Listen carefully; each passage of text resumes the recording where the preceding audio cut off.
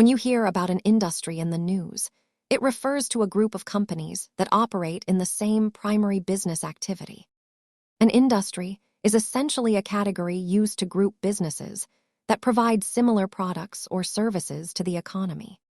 The stock market uses a standardized system to track these groups so investors can compare similar companies side by side. Understanding industries helps you see how different parts of the economy perform during various market cycles. While people use the words interchangeably, sectors are the big umbrellas, and industries are the specific businesses under them. This chart shows how a single broad sector like technology can be split into distinct industries with different growth characteristics. Always remember to compare apples to apples when looking at company performance data. Thanks for watching. Understanding these categories is a great step toward building your financial knowledge. Subscribe for more basics.